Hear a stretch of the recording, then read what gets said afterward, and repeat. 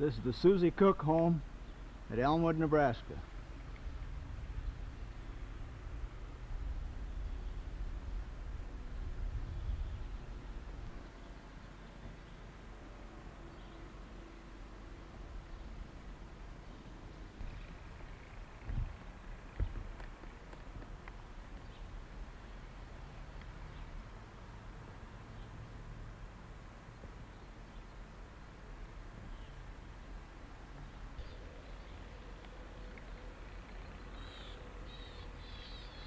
Okay, it's on.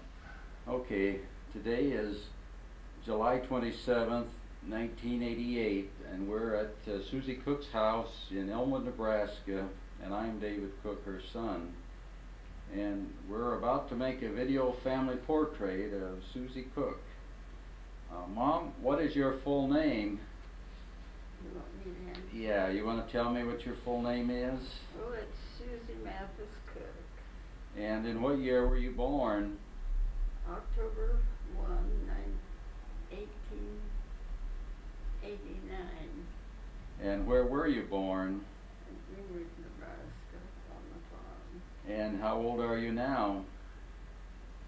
Well, in about 60 days, I'll be 99. And and you're living now in Elmwood. Yes. We might talk a little bit about your life in Greenwood, out on the farm. You want to tell us about the home you lived in Greenwood? What did I tell you about? Well, I guess it's a house that your dad built. When was it built? Well, we built a big house in about 1904. And where did you sleep in the big house? Well, we had a two-story house, and we had upstairs. And how'd you keep warm in the winter time? Well, Did you have the we had a furnace in the house. and the stovepipe came up through your room, did it? Well, that was in the old house. Oh, that was in the old house. Where Okay. we built the new house, and we hugged the stovepipe upstairs when we dressed in the morning. Okay, when you were back living in the old house, I guess you were only about 10, 12 years old then, weren't you, when you moved to the new house? Yeah. And you mentioned that when you and Elmer and Edna were playing and making too much noise to suit your dad, what did he tell you to do? Well, he told us to hush up, and then he gave us each a book to read. And the book he gave me was Ancient Man. Of course, a kid, probably 10 years old, didn't find that very interesting. And did you behave after that? Oh, I'm sure. He didn't have to tell us twice. And you and Edna were about the same age, weren't you? Yeah. You mentioned one time when Edna would crawl up on your dad's lap to rest. Well, then Papa always read of an evening, and she climbed up on his lap and go to sleep, so I crawled up on the other side of his lap, and so he carried both of us to bed. And when Aunt Cora was born, do you remember that? Oh yes, that was in the old house, and Grandma was there, and she said, come into the bedroom, and she turned down the covers at the foot of the bed, and there was a baby. That was Cora. And you tell about one summer you had a big crop of blackberries, and everybody... Oh, yes. We had a rainy summer, and I guess the blackberries just grew wild out in the fields, and they were just wonderful berries, I guess, and so all the neighbors came in day after day, pick berries. And you said that on the base burner in the kitchen in the winter there was a tin cup of honey and vinegar. What'd you do with that? Well, the base burner was in our parlor, and that tin cup had syrup and vinegar in it, and anybody that had a cold could go help themselves and take a little bit of that so you didn't cough. And of course, that sweet, we didn't have too many sweets in those days. And sometimes your mom would toast a piece of bread, would she? Oh, on Sunday night, instead of having to have a big supper, she'd open the burner, open the little door on the base burner and put a slice of bread on a stick on a fork and toast it over the coals. It was anthracite coal, so of course it didn't smoke. We didn't very often have toast in those days. What'd you put on it besides, did you put butter on it? Oh yeah, we always had butter, and we had blackberry jam, maybe applesauce or something. And on Saturday night, what was the big thing on Saturday night to do? I guess that was bath night. We put a tub out in the kitchen behind the stove, and we took our turns in having our Saturday night bath. And how, you had a rag carpet in the living room, did you? Oh yeah, our only carpets we had were rag carpets, and in the spring we'd always have to pull up the tacks and take the carpet outside and beat it and sweep it and clean it up, because we'd put straw underneath it when we bring it back in the house. And by spring the straw was pretty well smashed down. What about your dad, Clarence Mathis? Was he a collector? Well, my dad was a philatelist. He had, when the Civil War was started, he was about 8 years old, and his father and 3 brothers had gone to the service, and so they sent him stamps, and so he started in as a stamp collector and coins. I don't know how he started in on the coins, but all of the old letters we'd ever had the stamps torn off, and he had quite a collection. What about the time your mother had a bad dream and? Well, that was in the old house, and it was in the wintertime, and their bed sat in front of the north window. And one night, Mama was having a dream, I guess, or she waked up anyhow, and there was a man's figure trying to get into that window. And of course she screamed and wake Papa up. Well, the next morning we could find the tracks in the snow where the man had tried to get into the window. People knew that Papa was a coin collector, and so I suppose that we always laid it to one of our neighbors that lived about a half a mile away, and he had sticky fingers, and one of the jokes he used to tell on him that he started raising chickens with an incubator. That was when incubators were something new, and so he sold his chickens to the people around, and then when the chickens were big enough to fry, why, they seemed to disappear at night. So we always figured that that was the guy that raised the chickens. Your sister Marion was the oldest. What were her jobs around the house? I don't know. All I remember is that when she started going to the doctor, he always came out on Sunday night, and we always had a little extra on Sunday night when he was there. Then when they were married in '98, we made ice cream, and that's the first time I had ever eaten ice cream. Your next sister was Lucy. What was her job when you were a kid? Oh, she had to take care of us little kids.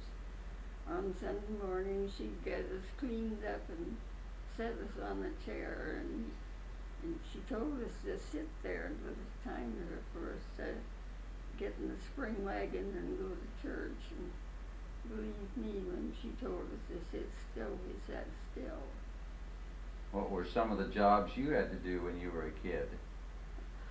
I always had to fill the lamps and wash the lamp chimneys. Did you have to get the cobs too? Oh yeah. We had to pick the cobs up down by the pig pen, and I always had to. I don't know why Edna didn't help me, but it seemed to me I always had to pick up all the cobs, and I get tired of doing it, and then I'd remember, well, God was looking at me, and I'd better get busy, and so I finished picking them up. When you were at thrashing time, do you remember about thrashing time? Did you have a job? Did you go out? I guess Elmer must have been the one that my brother that drove it. We carried water around in big pails or cans, and to the men that were working. It was just plain water. We didn't have lemonade or anything those days. Did you sometimes ride the lead horse on the binder? Oh, I always had got that job. There was always Elmer was big enough that he could do some of the work, and so I always got to ride the lead horse. On your food, you mentioned that you had a cave, and you stored a lot of food in the cave. Oh yeah, we didn't have a cellar. We just had a cave, and it was nice and cool down there. And I remember in the fall we had carried sand down, and then we buried our rifles in the sand, and they kept all winter real nicely. Did you remember one time going over to your Grandma Mathis's? Oh yeah, on Thanksgiving we went, you say Grandma Mathis, we went to, she lived right in the neighborhood there. When they built their homestead home, why, of course, they built a well not very far away from it, and that's where they lived.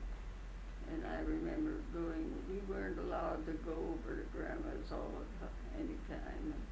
But I went over, and she was sitting in the east window in the kitchen, and it was getting dark, and she gets up and walks over to the little old stove it's just a 4-hole stove, and she had a little can with some little wisps of paper in them, twisted paper, and she lifted the lid on the stove and lighted that little bit of paper, and then lit the lamp with it. That was before we had matches. And what did you call the little twists of paper? They called those little with the paper that were called spills. Do you remember going into her house and getting some peppermint?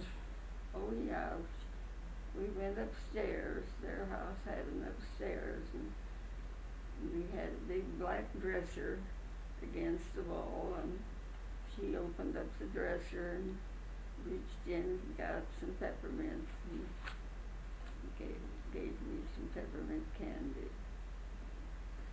Well, both your grandma and grandpa died when you were fairly small then, didn't they, Grandpa Mathis? They both died in '98, about 11 days apart. The funeral was at the house there, and I remember being at the funeral and somebody played the melodeon. Grandma had a melodeon, and they all went to the cemetery except Grandma and myself. They didn't take us little kids with them. And then when they got home, they put Grandma to bed over in our house. She lived just about, maybe she lived several days before she passed away. Oh, it says you usually went to church on Sunday? Oh yeah, we went over to there was a Methodist church, Cattywampus, across from where Grandma lived, and that's where the Backameyers lived, on the corner over. They lived there, they bought the house and live there now. But the church was Cattywampus across from Grandma's, and so she always had to entertain the preacher, like if he came horseback.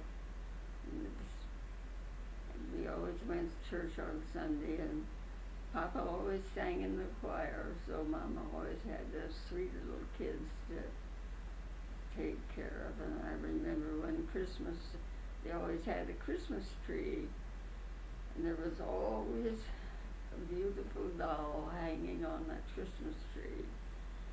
And I thought to myself, oh, how I would love to have that doll. And then I'd tell myself, well, you know you won't get it, so why do you sit there and want it? But I dreamed all the time of getting it doll. Do you remember going to Ashland with Elmer on the 4th of July one time? Yeah, Elmer was going, and Papa told me I could go along with him, and he gave me a quarter. He didn't tell me how to spend it or anything, and of course I never been to anything like that before, so I didn't spend my quarter. I brought it home. How about the time the gypsies came by? Oh, we had a lot of apple trees, and in the fall we would make cider, and store it in those big barrels and make vinegar out of it. So Papa was grinding apples, and the gypsies came by, and there were 4 women came in, and 2 of them went to the house, and the other 2 stayed out with Papa, and they managed to get close enough to him that one would try to distract him while the other one was trying to fish in his pocket to see if he had any money in it. But he was smart enough to, he kept fending them off. Were you sometimes afraid of the gypsies? Oh, I was always afraid of them. Mama made us go and hide in the closet until they were gone. You remember the time that you entered a contest to see how many words that could be made out of? Oh, yeah. It was a Buttrick's magazine, a Buttrick's dress affair, and I got a book from him. I took the dictionary and picked out all the words that I could make out of the letters that was in that word. And I won a book. Do you remember what the word was? Well, I suppose it was something about the word Buttrick's patterns, Mm-hmm. but I don't remember. Do you remember when your father bought the Edison phonograph? Oh, that was a great thing when we had that, because nobody else had one. And we had a neighbor that could play the fiddle. And Papa could second on the organ. And so we had music.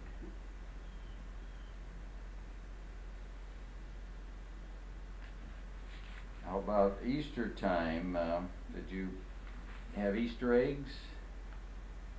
Oh, eggs weren't very plentiful in those days. There was enough of us kids. We kept eating all that. But we did color some. I don't remember how we did it. I think we took a piece of calico in those days. Calico, the color wasn't very fast, and the boy let me get the dye out of it that way. So we dyed the eggs. Can you remember going over to your grandmother Conrad's on a Thanksgiving? That was on Thanksgiving Day, and Papa and my two brothers sat in the front seat of the spring wagon, and Mama and my older sisters and the baby sat in the back seat. Well, then Edna and I, we sat on the floor with our backs against the front seat back, and then they covered us up with the lap robe of some kind, and we sat there in the dark and was always sticking our heads out wanting to know where we were. It seemed like it took us for ages to get there, and of course it was only about 3 miles, but it took quite a while. Can you remember the story they tell about when your father and mother got married? Well, my mother and my father, I don't know how they got acquainted or anything. I suppose they got acquainted at church, because that's the only place we ever went. And Grandma didn't like Papa, and so she sent put Mama in school down at Weeping Water, and we stayed with a family by the name of Josephine Graham and Lina Lineback. And so Papa and Mama, you see, Mama was only 17, and in those days, nowadays I guess if you're 17, you're accountable for what you are, but in those days they had to be 18. Well, Mama got to be 18 on the 1st of October, and so I suppose they made it up between them that they'd get married down at Weeping Water, and these folks that they lived with, I suppose, helped them out. Anyhow, they got married. Papa had told Grandpa that they were going to get married, but there wasn't any of the family there.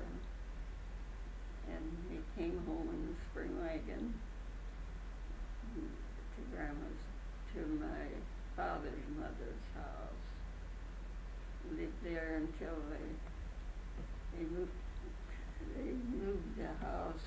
There had been a homestead on the piece of land about a mile from our house, and so they moved that building up, and that was our living room, and they put a lean-to kitchen on it. It had it was a big room with a bedroom and a dining room and another bedroom. bedrooms they built on or anything, but then that's where we lived until we built the new house in 1904.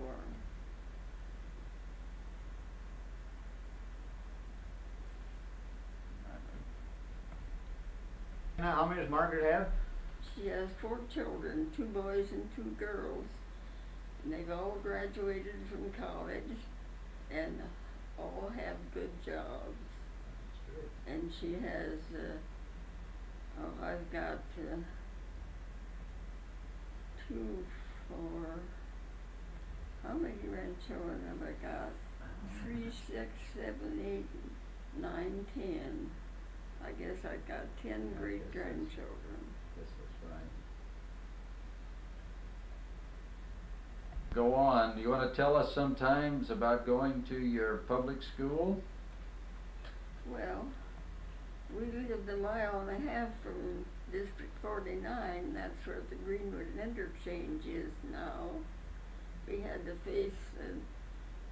walk a mile to the north every cold day, and we didn't have too many kids in school, but the first year Oscar Reese and I were the new beginners, so we had double seats, and so he and I always sat together the first year in school. And the boys liked to play ball, but they didn't have enough boys to go around, so one of the other girls and I got to be the catchers, so we always got to catch, but we never could bat. How did, when you went to Greenwood to high school, how many grades were there then? Well, they just had 11 grades in Greenwood at that time, and we had just a principal that was the teacher, and there were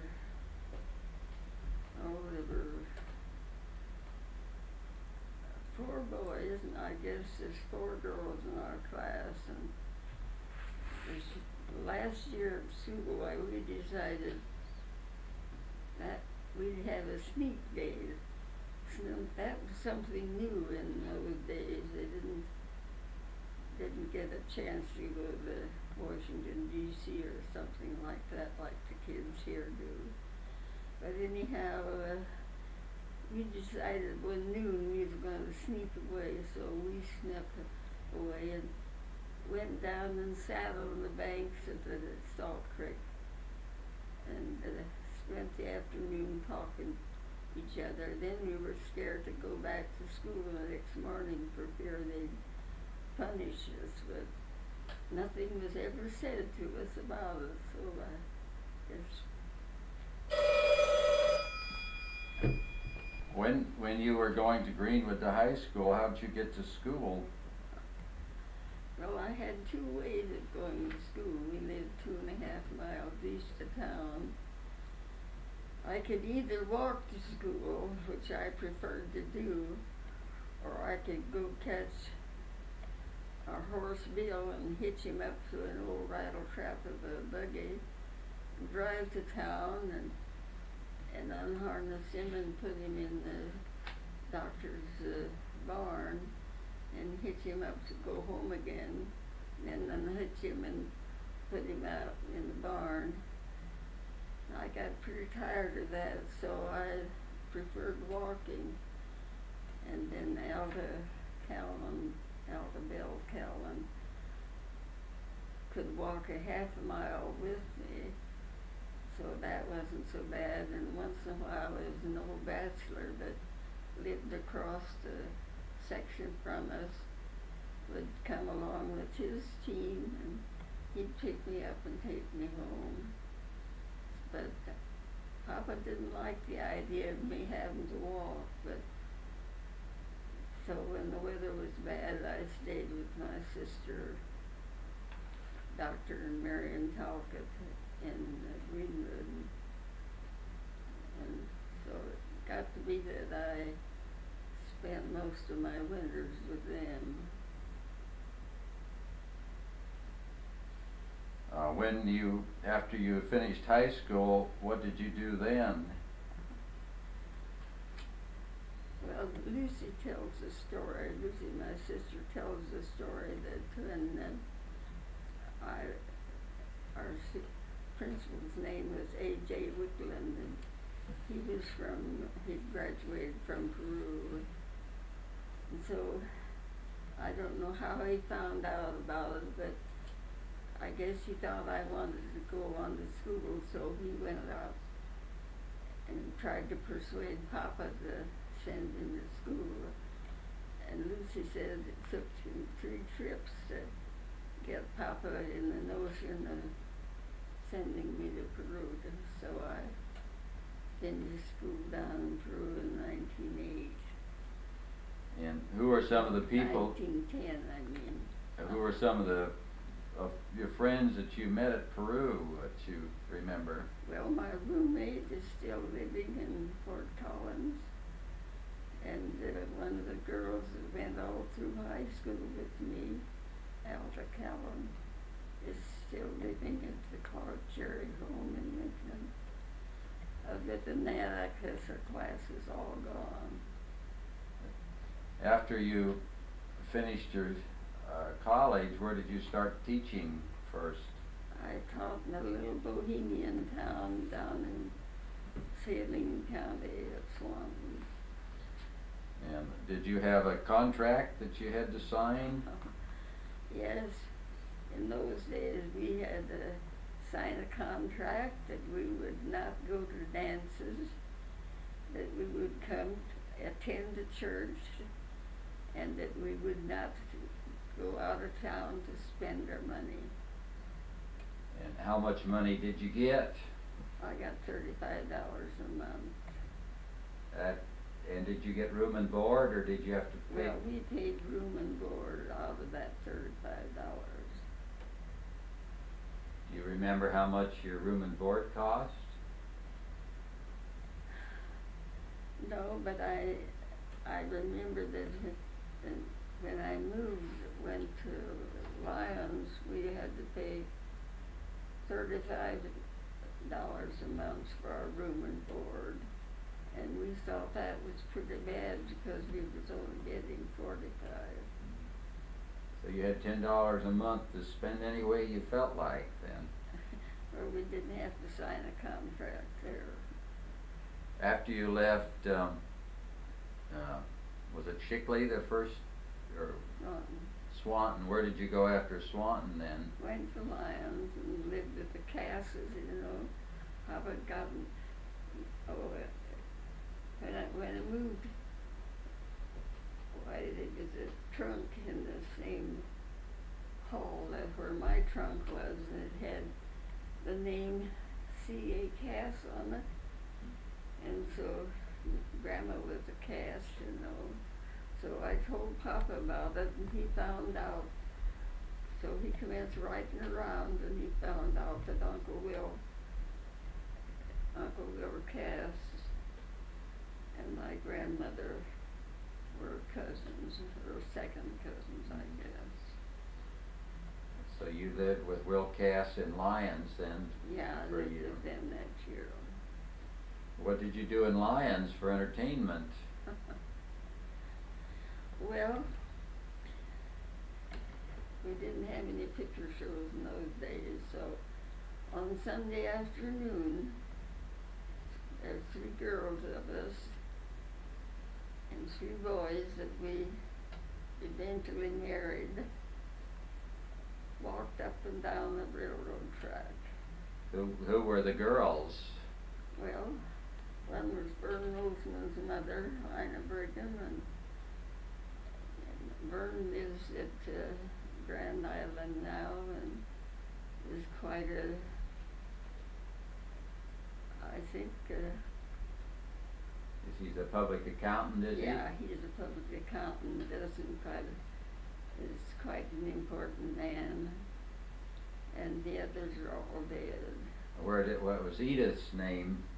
Edith Hanson. She married Andrew, who was a farmer. They went to California. during the war, she was a little bit of a person. She worked at the airplane plant because she was small enough that she could crawl in under and work underneath the plane. I don't know what kind of work she did, but then because she was little and could crawl around, she got that kind of a job.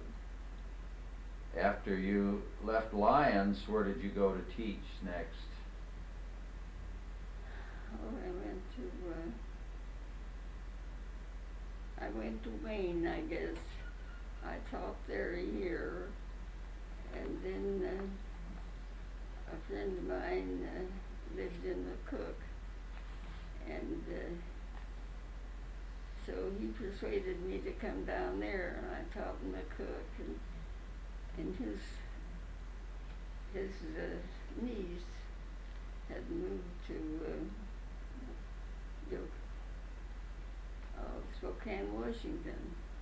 So she said, why don't you come out here and teach? And so I went out there and taught. Well, that was an awful long way from home, so I came back and taught in New York next year. And then I had a chance to teach in Lincoln, and so I taught in the Hartley Building on North 33rd Street in Lincoln. And the next year I got married. When you were in McCook, do you remember anything about your students that were at McCook?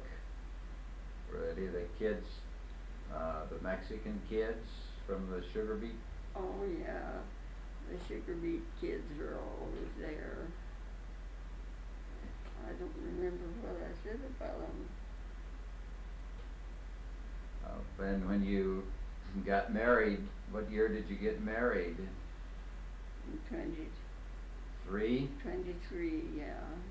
And where'd you get married? We were married at Mama's house in Greenwood, and we came to Elmwood that night, and we stayed at Grandma Waltz's. That was next door to where Ralph Green lived. And that's where Dad had a room, is that right? Yeah. He was working here in Elmwood then? Yeah, he was a rural mail carrier and worked there. And then we rented Ted Hall's house, or some of Ted Hall's relation that's right north of the farm store there, that two-story house. And his aunt had been living in there, but she wasn't, her furniture was in there, and so we lived there until we built this house here. And you and Margaret were both born in that house. But Bill Bonnemeyer went over to Greenwood in his truck and brought all the furniture that all my belongings. I didn't have much except my aunt's bed.